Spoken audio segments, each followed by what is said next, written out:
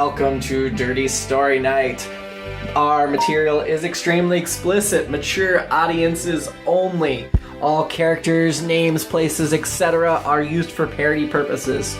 This week, we begin Bible Month.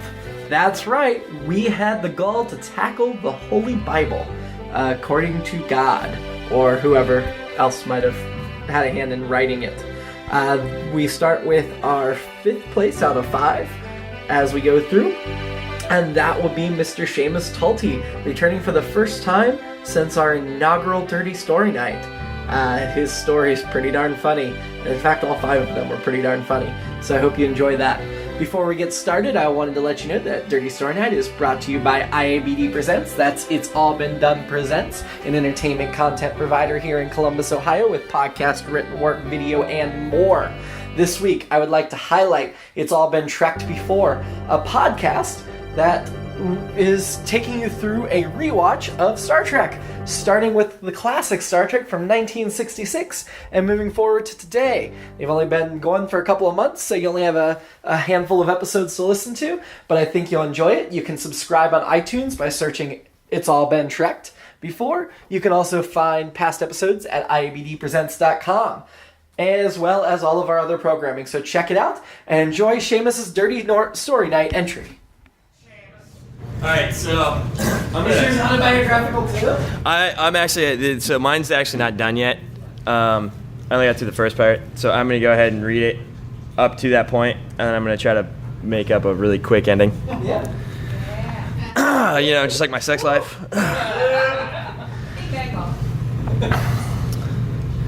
The party was bumping. Cups were overflowing, the panties were dropping left and right. This was an average party on a Tuesday night in Bethlehem. She thought to herself. Her boyfriend was out of town, and she wasn't going to spend another boring night at home. "Hey, here, hit this," David told her. "It's the dankest shit this side of Jerusalem." Taking a huge hit, she blew out all the smoke like a burning bush was in her lungs. "Damn, girl, you might want to do a fat hog of this fine white lightning, or you might fall asleep from that hit," he said with a laugh. She bent down to the table, took the hollow reed from him, and placed it to her nose, and sucked harder than a Gomorrah whore sucking the Pharisee's little pecker. "Holy shit, that stuff's great," she exclaimed. "Hey, do you have any more of that moon rock left? I want to feel like my body is a wonderland." "Your body already looks like a wonderland. I wouldn't mind making it a playground. Give me a little sugar and I'll give you anything you want, Em." She stood up and strode over to him, lifted his tunic, and took his penis into her hands. "You give me anything I ask for, and I'll let you do anything you want to this playground." By this time, his flaccid dick had turned hard and long at just the thought of her tight body twisting and contorting and arching from him slamming his schlong into her tight little holes. "Hot damn," Adam exclaimed, looking over the sheepskin couch at her ass. "I swear she is the best ass of any woman in this village." Sarah smacked him hard on his shoulder. "You told me I had the best ass in town." Lifting her head off his cock, leaving a sloppy mess all over David's lap, Em said, "Well, how about we settle this right now?" She lifted her dress and bent over so her perfect pert bottom was glowing in the candlelight. "Why don't you come over here and play with it? I bet it tastes better, too. Give it a lick. I bet the schnozberries taste like schnozberries." Both Sarah and Adam went over and started playing with her fleshy meat and spread her cheeks to take a lick of her little brown berry. "Put your fingers in my pussy, Sarah. I need something in me." Fuck that. Turn over. I want to put my clamhammer up in that tight little honeypot," said David. You got me hard now. Finish. Trying to do this on the spot is actually really hard. Oh. I get it. Thank you.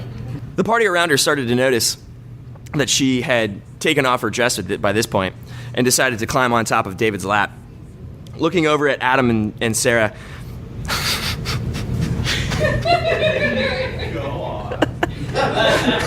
she noticed that they had already started undressing as well. Adam and Sarah started making out and playing with each other. She slowly started to stride David's cock up her backside, slowly easing it into her tight little cherry plum. "Holy shit, you're tight," he exclaimed, and nutted all over inside of her. "Jesus Christ already? Why does that name sound so important?" There was no copyright claimed.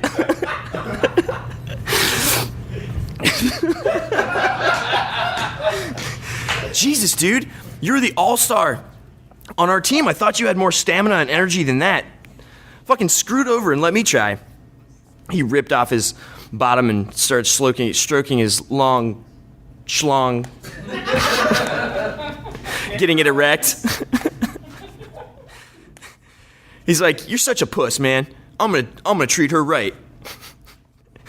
He shoved his cock in her, "Holy shit," and spurted all over in a matter of seconds. Bubba over in the corner decided that he was going to take a shot too. Before she knew it, the entire party was running a train on her. Fast forwarding forward, if you guys want the extended edition, it's going to be $9.99. Please insert credit cards here. 2 months later, she realized she was pregnant. She had no idea how to be able to tell her boyfriend Joseph that she was, but she decided that she was going to come up with an elaborate story, and this is how Mary had the Immaculate Conception.